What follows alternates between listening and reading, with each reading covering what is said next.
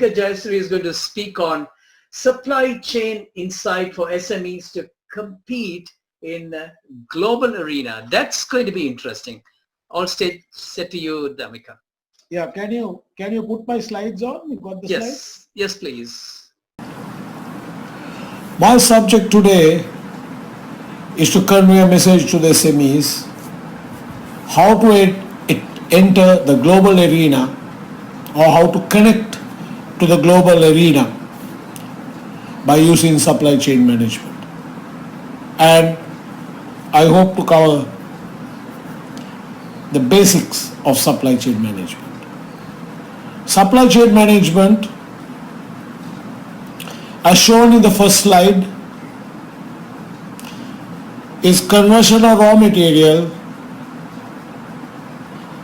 into various stages and processes, and then from manufacturing, covering the externals of distribution, retail, and ultimately giving the needs of the customer. Now all these processes or actions in supply chain connects many people, many organizations, many countries, different time zones, so on and so forth, and that's why supply chain is the factor, especially if a SME is going to attain or achieve the entry into the export arena through some company or connection in Sri Lanka. That's the way they have to enter, because at once it's very hard to get connections unless a cluster of SMEs get together and then try to pitch into the export market. Now let's look at the second slide. What is supply chain? It is a system and processes of an organization using people, activities, information and resources to attain the requirements of the ultimate consumer from the point of manufacture or service. Now the next slide explains pictorially the legal requirements, then the process requirements covering quality, food safety, genetical laws, then genetical modification, GMO laws, plus the business continuity plans that an organization needs. Now, when first SME, when you take the case of this picture, the story of eggs gets converted to chicks and then into various other facets or subsidiary products from poultry farming. Now if you see, there are various stages where things will be checked if you are supplying to a large hotel who are catering to the export market or to an industry that is catering to the export market. There are legal requirements, then you see you have to justify that you are not using more waste, you are having waste management correctly, you use hormones and allergens are not being used. Then the business risks in the food chain, what type of risks will be there during transportation, during storage, the supermarkets will have to have their protocols and recording protocols to international standards, the receiving protocols, and then from there you come into the point 9 where consumption means it's you'll have to ensure that you have correct packaging, correct food labeling, so on and so forth. Now why is labeling very important? Just to touch, because the user must be able to read and understand what type of things are good for consumption for him personally. Take the case if he's having some sort of a problem medically, and the chemicals or the ingredients or the product specifications must be listed so that he can take a correct decision to protect his health. Next slide. Next slide talks of our statistical performance information. Take the case of exports in Sri Lanka. In 2018, we touched US dollars billions 9960, but in 2019 it came down due to various reasons to 8,307 US dollars. So when you go right to the next section of this slide, you take the situation of the GDP growth. Now the GDP growth in South Asia, you see in black, is 6.8, Sri Lanka is 3.3 in 2018, dropped further when South Asia improved in 2019. We would have had reasons as a country, but then we had to understand that there is a big problem with regard to export of our produce. Another very important thing is only 4% of the SMEs are exporters. Only 4%. So that's not enough. That's where the problem is, and that's why every SME must target and have a mindset. It is true that you have to supply first to the 20 million people and get their nod or meet their requirements before you grow globally. But what I say is, why don't keep on supplying? SMEs must have a strategy to develop, join together, maybe cluster wise, as I said earlier, and then get into the link, and then from there connect so that we can be part of an export chain of a large organization. That is very important. Then when you look at the next slide, the big picture for SMEs, you have to be competitive. Competitiveness comes not only from the product alone or the produce that you give or the price.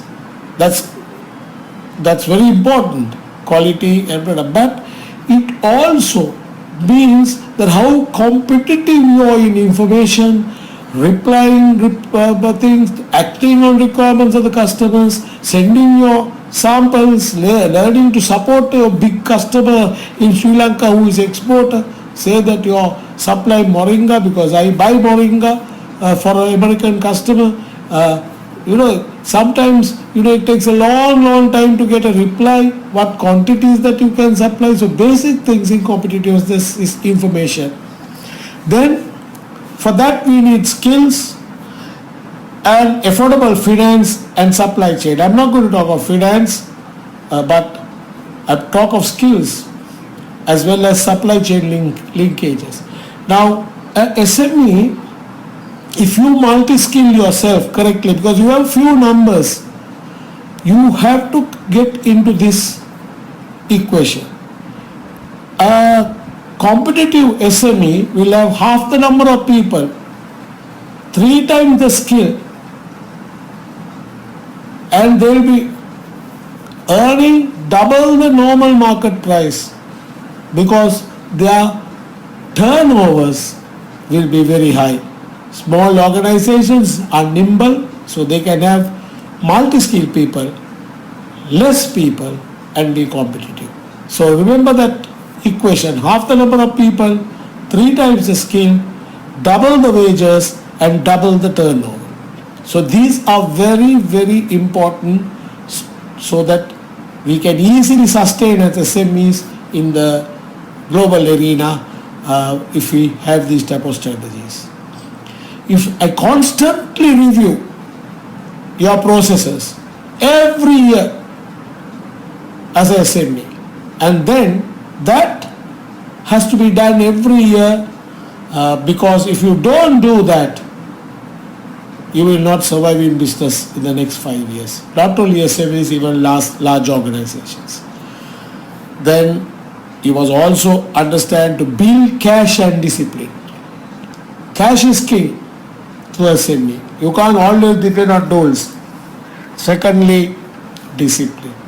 As I mentioned, action, appearance of the organization, start from the office, start from the boundaries of the farm, if you have a small farm, be courteous, and they look at cleanliness and waste management.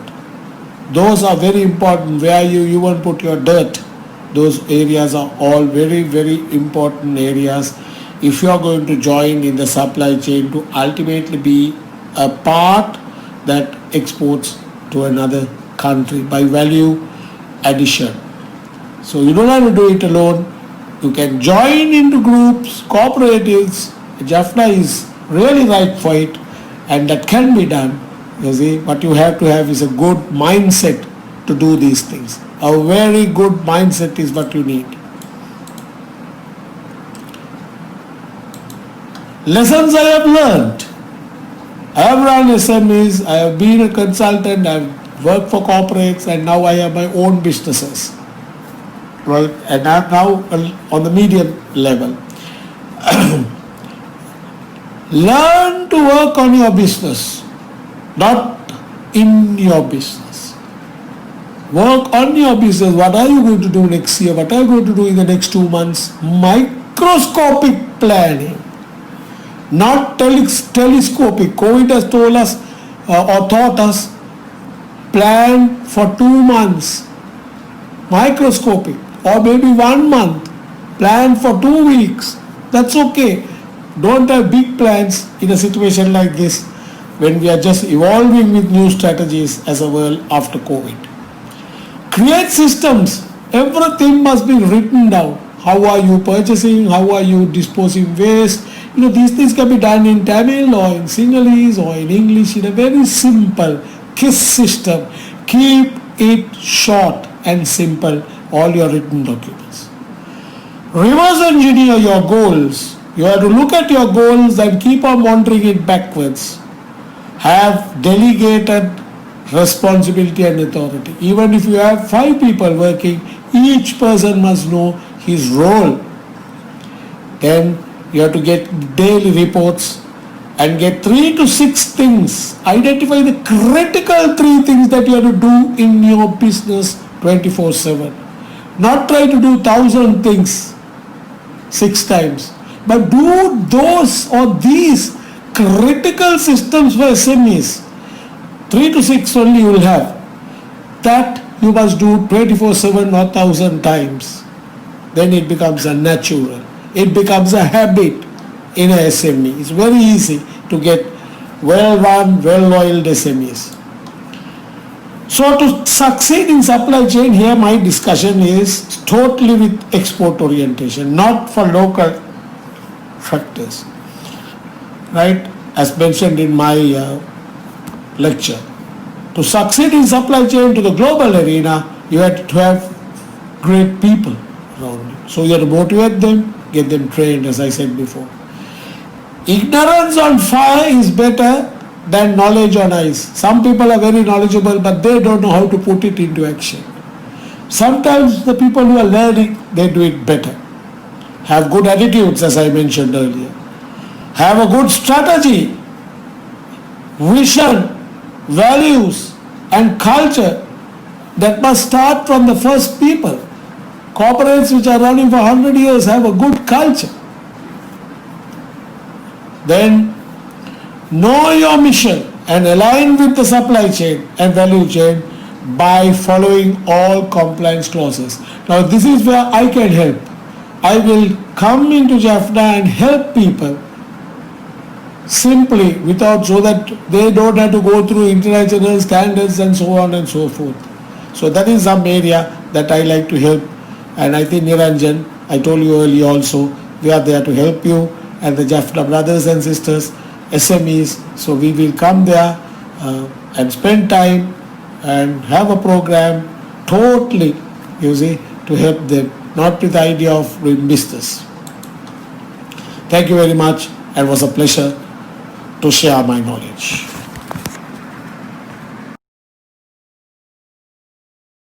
Didi, that was very frightening news you gave us today. Only 4% of SMEs are exporters in Lanka. Wow. So hope that improves in the near future, and great lessons learned from your own experience.